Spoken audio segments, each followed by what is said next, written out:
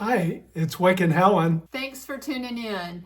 What we're going to share today is a video podcast that was done a couple of months ago.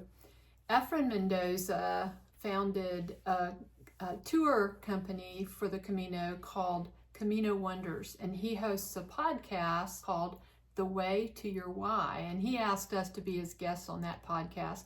So what we're going to do is go right into that. We hope that you'll enjoy the stories we share and about our own Caminos and some of the miracles that happened on our Caminos. We thank you for tuning in, and I'm going to put Efren's contact information, website information in the description box below this for you to check him out if you're interested in a guided service for the Camino. All right, well, here we go. Till next time. Buen Buen Camino. Camino. We are here at another episode of the Way to Your Why podcast. And today we have an honor to have Helen and Wick. They have a web page that is CaminoProvisions.com, where they help other pilgrims on their pilgrimage to get prepared for this great adventure. And they have other things that we're going to be talking about, like books, and they have a lot of information that they're going to be sharing with us. If I'm not mistaken, the first Camino that they did was in 2007. Is that correct? That is right. That's right, 2007. Okay, Yep. So welcome again, Helen and Wick, and tell me, how are you doing today? We're great. We're doing great. It's a beautiful day here in North Carolina where we live. Okay. What part of North Carolina do you live? Greensboro. Greensboro? Not too far from you. Not far from you. Yeah. Oh, yeah. Here in Holly Springs, North Carolina, close to Raleigh Yeah. area. Yeah. So it has been nice to be with you today. So the first question that I'm going to be asking you, in that first Camino that you walked in 2007, I understand that, were you alone or you were with your son? We had our son with us who was 18 years old. He was in his last year of high school. And we decided when we heard about the Camino de Santiago, it was probably about February of 2007. And immediately I just knew in my spirit that we were supposed to walk it as kind of one final trip with our son before he left the nest. Okay. And but it took Wick 2 or 3 months for God to work on him and convince him that we were supposed to walk it. He didn't know how he could be away from his office for that period much of time. Right. But he finally said he felt like he could be away for about 3 weeks. 4 weeks. Okay. And so that's what we did. We started in mid-September and went through mid-October of 2007. But the three of us we were not able to stay together for the whole time. So that's another part of the story. Okay. Yeah. And then, wait, this is a question for you. How were you convinced? What made you, Helen, convince you about walking at the Camino at that time? Well, I think that, in addition to liking the idea and getting more information helped me. And then talking to my partner about it and getting his buy-in that it would be okay to be gone for 4 weeks. And at that point, then it was just a matter of getting ready to go. And again, there wasn't a whole lot of information back then. Yeah. At that time, the information was not like we have it right now, that we have social media and all that. And even the mobile devices at that time were not as popular as they are today. No. They were not with the screen that right now, your smartphone, that you can do anything. Right. And plus the roaming, because at that time they charge roaming if you use that overseas. Yeah.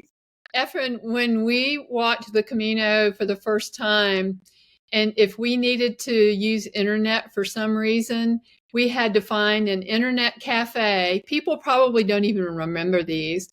You would go up to the desk and pay an amount to use a computer for 30 minutes, and they would give you a number. You'd go sit down at a computer and type the number in and use it for 30 minutes, and it'd shut off. Or there'd be a computer, you'd put euro coins, like a vending machine, to use a computer. Yeah, and flip phones. All we had were flip phones. Yeah. Okay. And do you have any paper map at that time for the Camino? We did have John Brierley's book. Yes. And his guidebook is a classic that probably people have heard of. And that was the only one we knew of at the time. Yep. Okay. And the maps were good. I mean, they were helpful. Yeah. Okay. And on the trail, we were on the Camino Frances, and it was well marked. Okay. Yeah. So yeah, and today nowadays it's even better. Yes. Oh, I know. Yes. It's just gotten better and better for the waymarks and yeah. Yeah. So I have a podcast previous to that one, probably like a 10 to 15 episodes prior, where I spoke with a nephew from the priest that started working on the Yellow Arrow. That's right. I watched that one. Oh, you watched that one? So, when you told us about it, so I watched it. Yeah. Well, thank you. And then, so you mentioned that you were not together all the time. Can you explain a little more about that? Well, I don't know if any of your listeners have walked any of the Camino yet, but we started in Saint-Jean-Pied-de-Port, and the first day we were following the guidebook, which I recommend people not to do. You know, you need to figure out what your pace is and walk your pace. Don't try to follow the guidebook, except for the map. But so we were in pretty good shape. We thought. We had practiced, even at the time we were living in Florida. So the only way we could practice hills was to go to the YMCA and put the treadmill on an incline and practice. But so going that first day from Saint-Jean to Roncesvalles is a very challenging day physically, because you go, what's the elevation, Wick? Well, 4,000 feet, basically. You change elevation about 4,000 feet, but it's in a very short, 8 kilometers. Like 8 kilometers. So it's a pretty steep ascent. But anyway, probably 3 or 4 hours into the walk, the two of us realized we're not going to be able to walk 500 miles, 800 kilometers. We only had 24 days to walk. In the amount of time we had, we knew we weren't going to be able to do it. But we knew our son would be able to do it. Okay. So we tried to stay together for about 4 days. Until we got to Pamplona. Yeah. And then we realized we just need to let him go. And to keep up with our schedule, we would get on a bus and go ahead as much as we needed to so that we could, stay to our schedule. And also, it turned out I had a stress fracture in my foot. Oh. So I was in a lot of pain. But anyway, we just realized that we needed to let him go at a faster pace that he could do, and we would go at the pace we could go. So we separated, and we bought one little cheap flip phone for us and one little cheap flip phone for him at the Vodafone store. And because back then there weren't these eSIM capabilities or anything. So we thought, well, if he needed to call us for some reason, he could. But of course, we didn't know. Now I'm thinking back on it, I'm thinking, well, what could we do to help? He'll be better off just asking some person on the Camino for help.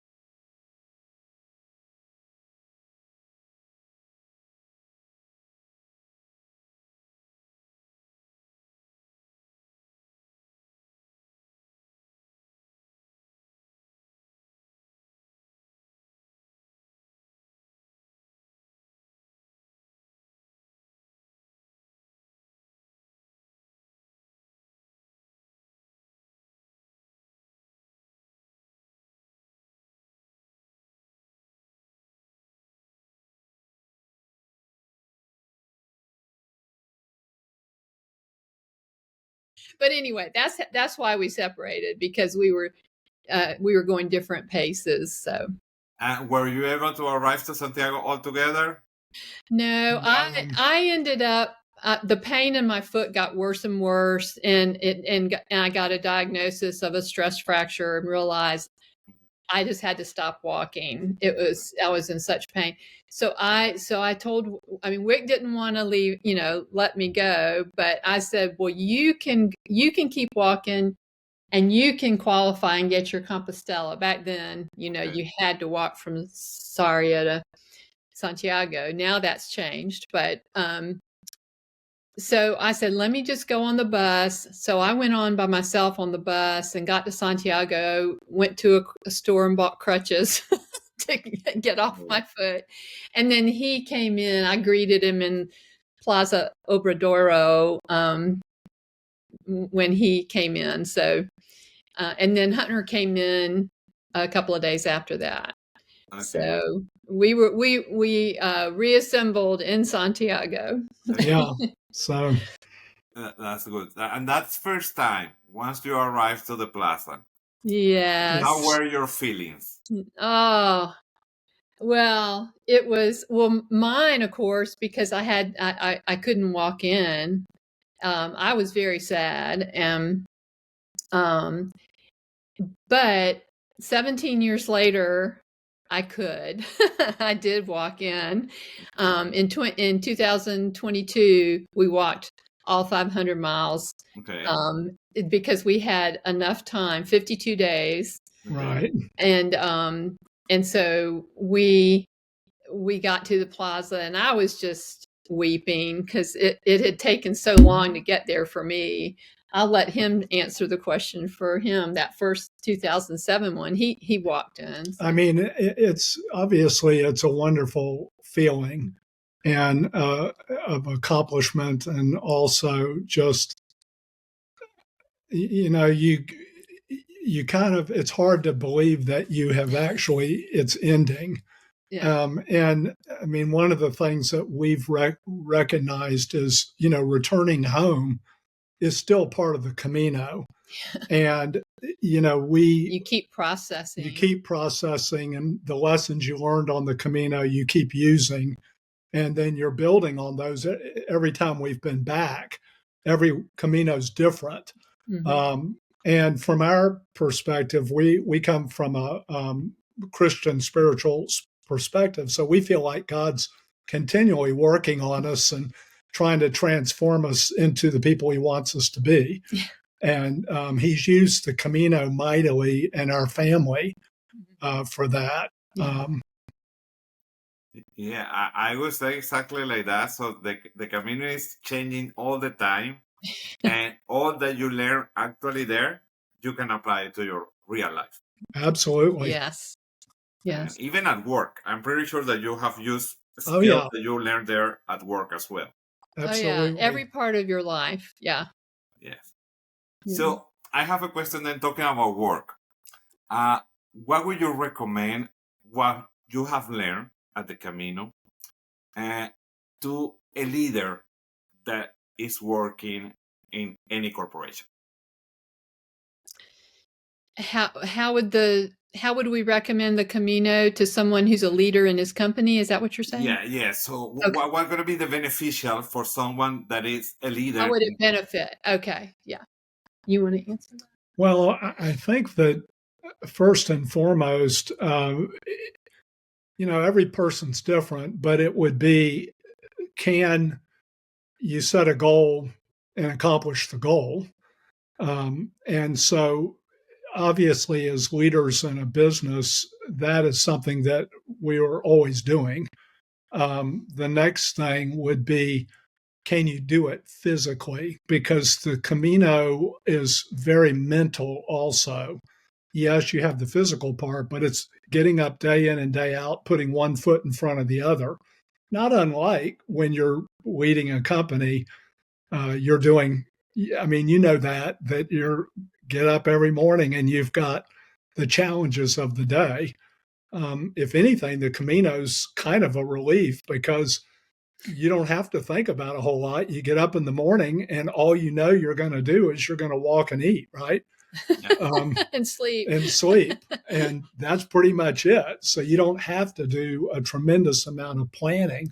I think for Wick, one of the big lessons I have heard him talk about learning on that very first one is you do have to make a plan, but then you realize if you can't stick to the plan, you have to live in the present. So you have to be aware of the present and live in the present with an eye towards a goal, wouldn't you say? Yes. Yeah. Because you don't have control over whether if you were to have an injury. I mean, there are things that happen that may change your circumstances, but that doesn't mean that it's not a successful Camino. Right. Correct.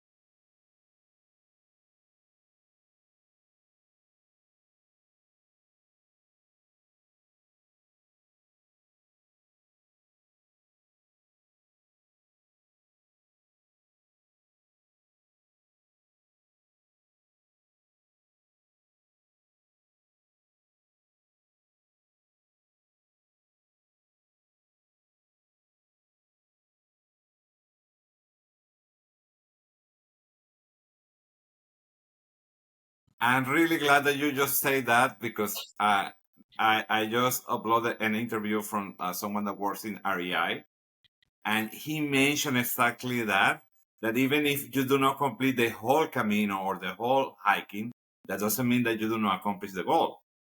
Yeah. Because Right. you have to adapt it. Like in your case, you were injured, Helen, but you still went into the plaza in another media, but you still go there. Right. That's right. Well, what we like to say and tell people is there's the Camino that you plan, and then there's the Camino that you actually have. Yeah. And they aren't necessarily the same. Yeah. But as you say, it doesn't mean that it's a bad thing. It just means that you accept the change that you have no control over, and you look for the good in it. That's right. And there's usually good in anything. So yeah, and sometimes that happened to me, to the people that I've been leading, that they sometimes they feel frustrated because they don't make the 100%, and that doesn't necessarily mean that they fail. Right. They Not have at all. circumstances that made that they were not able to accomplish that 100%. Right. That's right. That's right. So I always was telling my team when that happened, just see why were you not able to accomplish that, and just maybe that you justify that enough that you still we can make an exception and we give you the 100%. Yeah. Right. I mean, what we learn to do more and more every time we go on the Camino is we learn to celebrate every day for what happened, even if it's not according to plan. So I think that's a good way to live when you're back home too. Right. Yeah. Yes, that's true. A small winnings make a big winning. That's right. Yeah. Absolutely. Yeah. And since then, since 2007, how many Caminos have you walked? I had a feeling you were going to ask that question, so I really tried hard to add them up. I think it's around 10. That's what I would have said also. But, we haven't kept track. But we have been back about 10 times. Yes. And we have walked sections of several of the most popular routes. We've walked sections of the Norte, around San Sebastian, Arun, and then all along the way we walked some sections of the Norte. We walked some sections of the Inglés and some sections of the Portuguese out of Porto. Okay. So we've probably spent more time on the Camino Frances than any of the other routes, but we haven't necessarily walked all 500 miles of the Frances. So. We only did in 2022 when we had the time, we did the entire Frances. Okay. Other times we've done sections of it. Again, one of our favorite places is crossing the Pyrenees. Even though it's very, very hard, it's just gorgeous, as you know. And well, I don't know if Efren is. Have you crossed? No, I've been in there, but I have no walk. Okay. But I've been in San Jean de Port and Roncesvalles as well. Oh, okay. But without walking. But my wife, she wanted to walk it, and I believe that she's gonna go in the future. I don't know when, but she's oh, good. Yeah. Okay. Well, that there you do find sections that you really enjoy, and then you feel like, yeah, I'd like to go back. And so we have done that. We've also there's a Christian hospitality place in Santiago called Pilgrim House. Yeah. Do you know about Pilgrim House, Efren? It's no. on Rua Nova. So it's very close to the cathedral. Yeah. Okay. And it's just a free, like Wick said, hospitality place, Pilgrim House, and you can go there. It has furniture in it, kind of like a living room in the front room. So it's a good place to meet up with friends you've met as you've walked. Okay. And you can fix a cup of tea or coffee in their little kitchen. They'll do your laundry. You can consign your bag, your backpack, if you want to do that. So you can go to the cathedral because, you can't take backpacks into the cathedral. Yeah.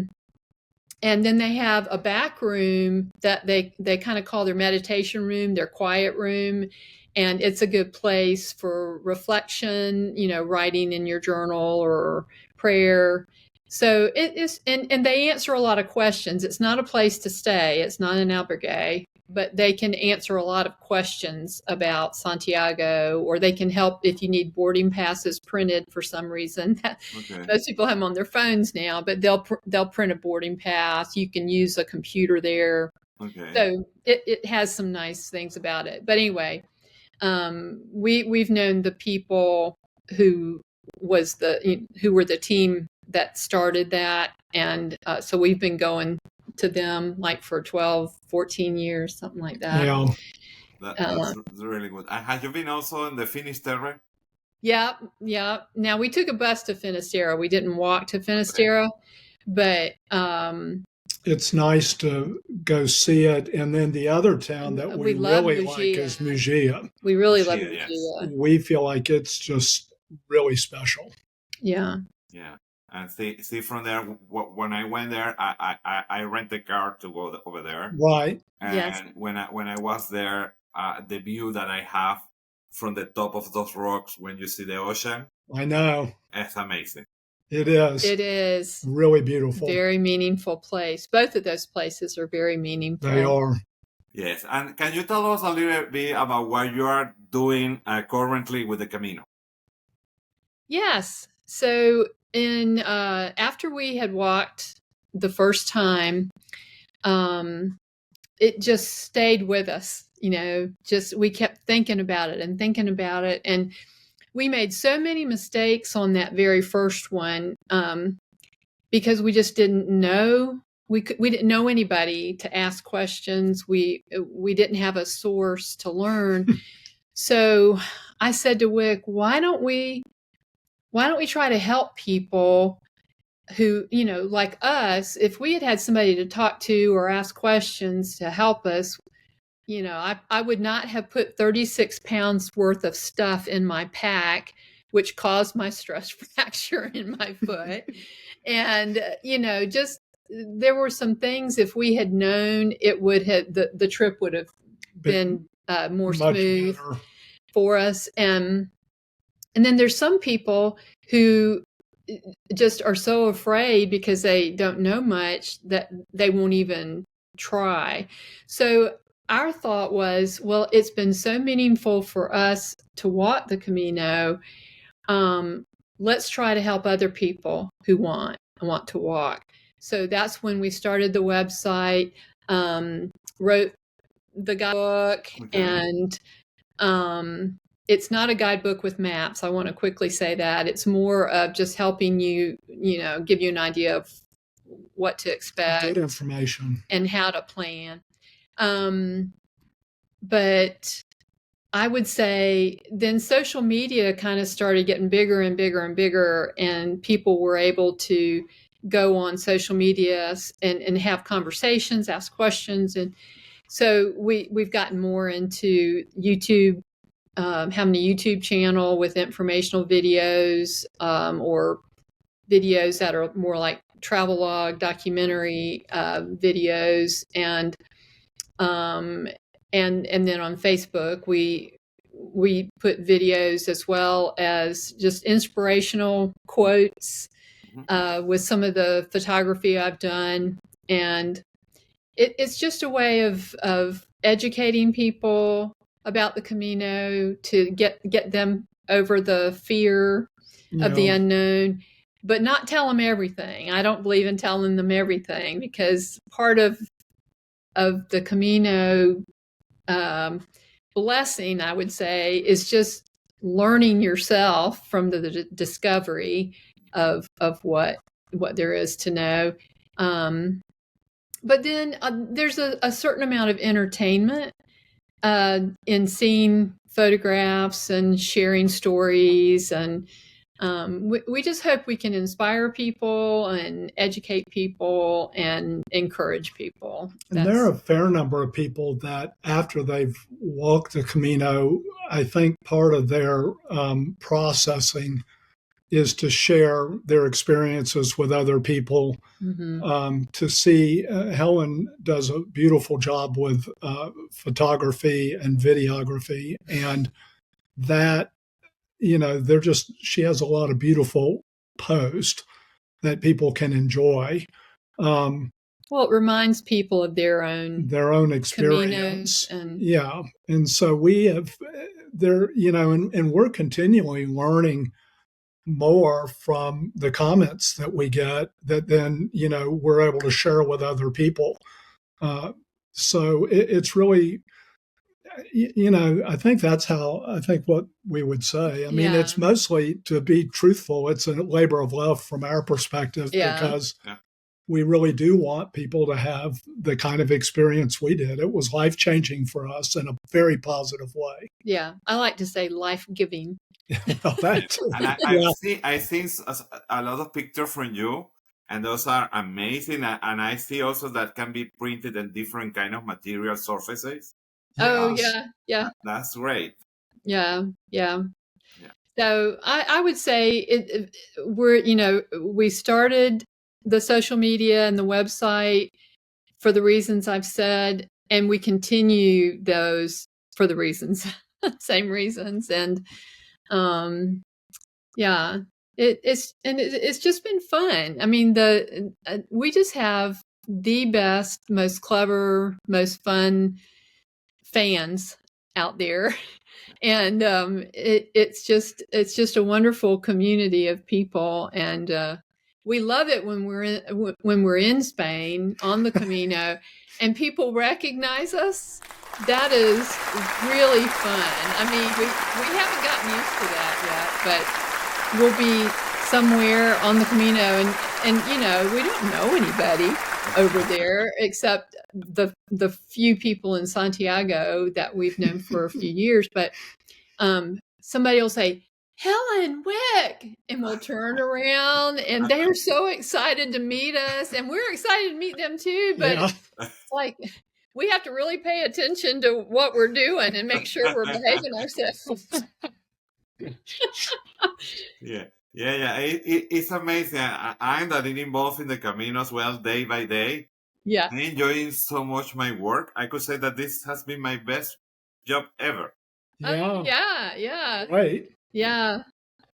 That's because great. you are have around you a lot of energy. There is another podcast where I interview an artisan from Spain, and she said that for her it was unbelievable that every person that stopped on her stand was telling her, "Well, this is my best day, my best day of my life."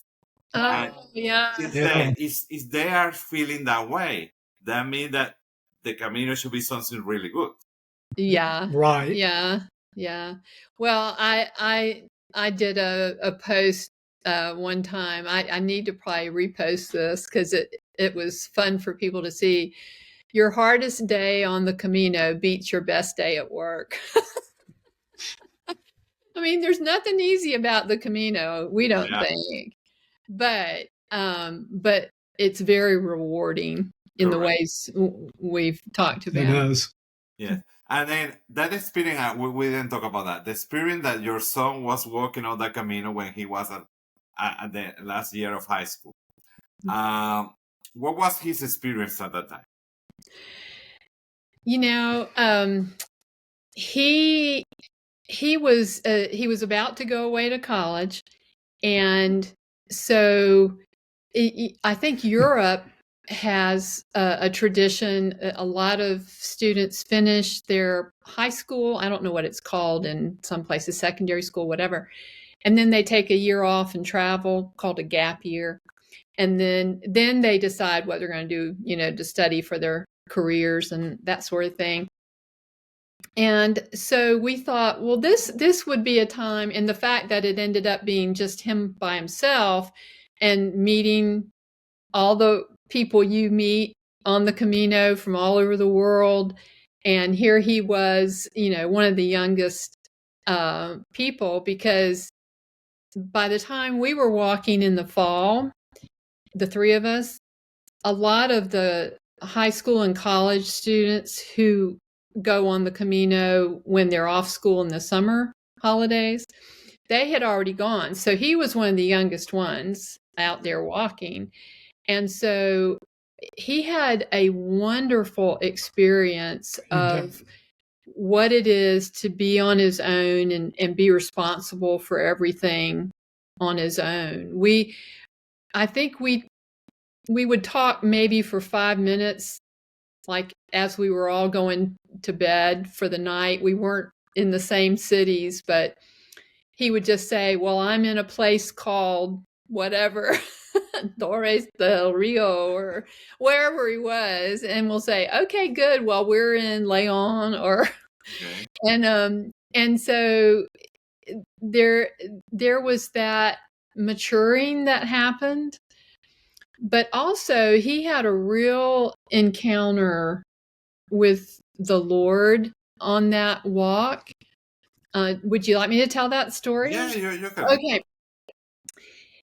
He's colorblind, so he sees red, green, brown, all the same. Okay. So he can see the blue and yellow waymarks, the yellow arrows and the blue backgrounds. He can see those really well.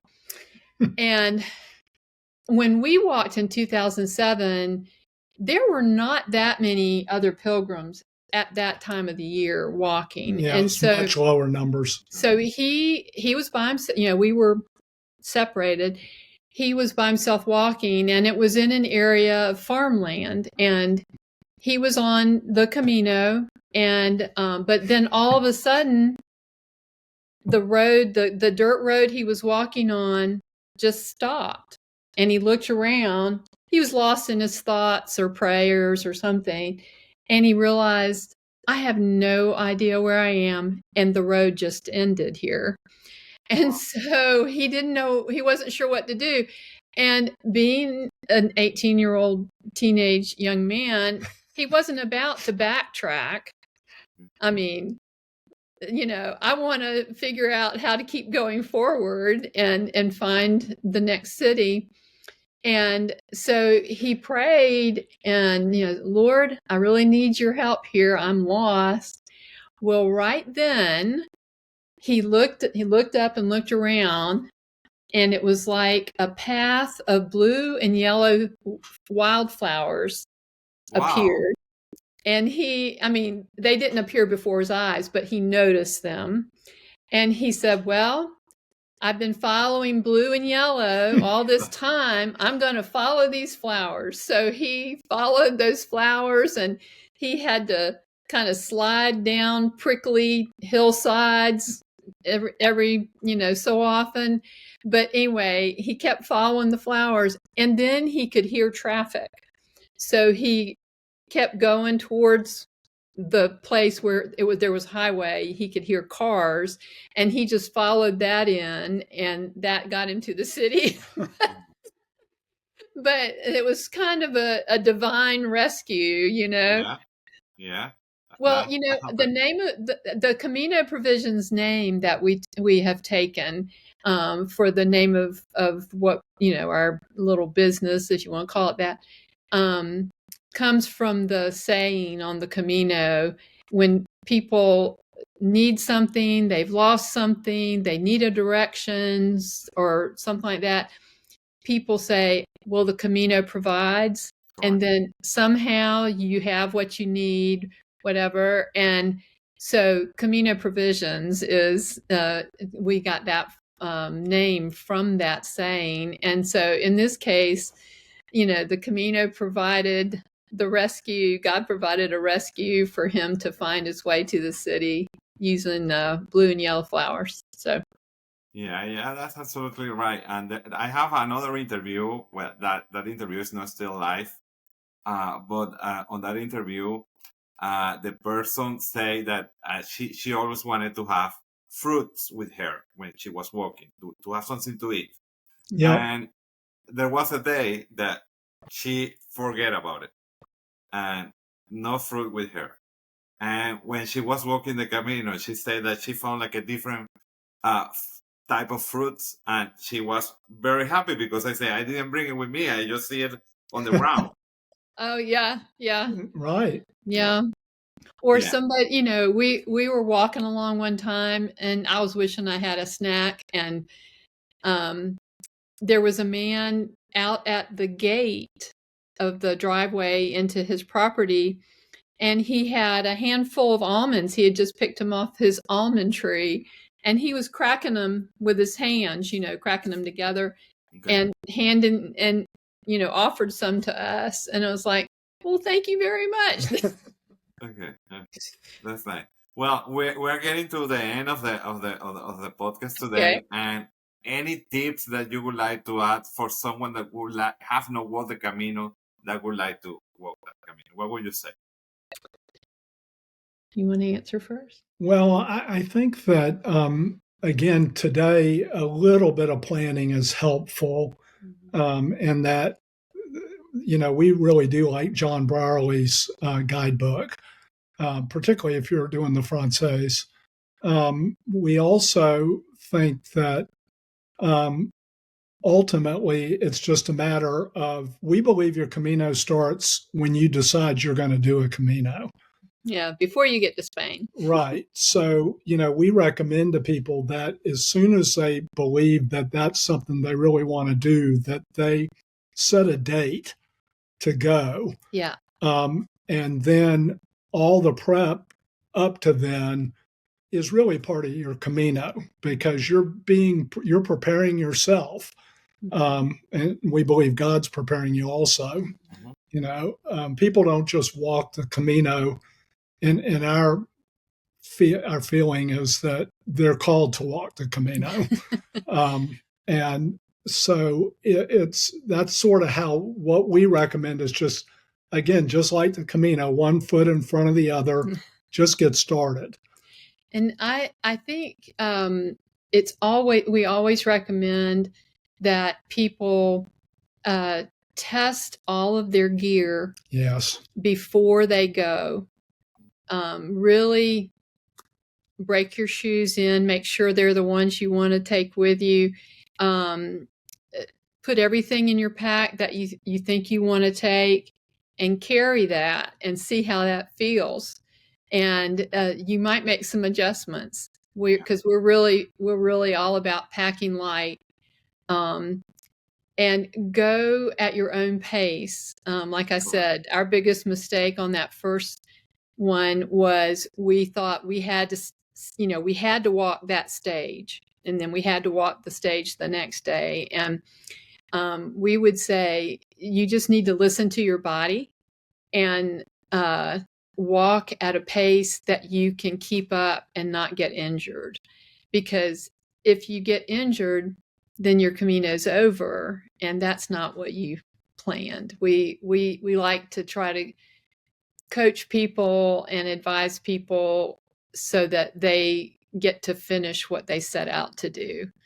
So it's not a competition. Yeah. And if you just have a certain amount of time, because while Wick was working, we couldn't, well, as we said, we couldn't take the amount of time it would have taken us to walk the whole thing without injury. And so, but people can maybe walk for 2 weeks. A lot of Europeans, as you know, Efren, will walk the Camino over 3 or 4 year time. Just when they have a week or 10 days, they'll walk that amount. So what we have helped people with is to lay out, if they have 2 weeks, well, what would a 2-week Camino look like?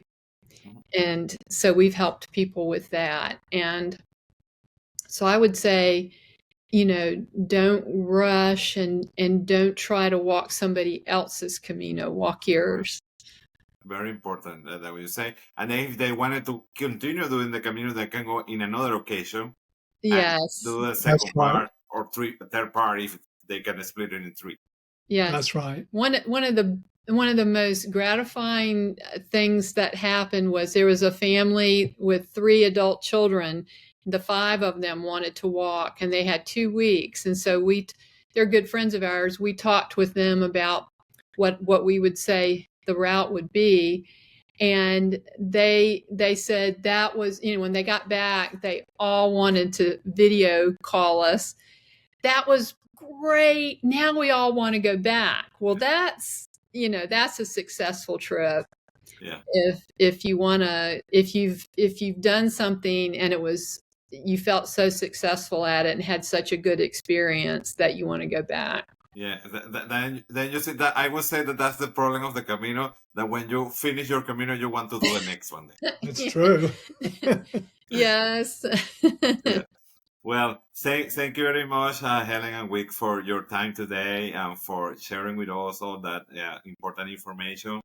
And so thank you, Pilgrim, for watching us, and keep adding your comments on the comment sections, and tell us what would you like to see on future episodes. That way we will try to do an interview where you find the responses of what you are asking for.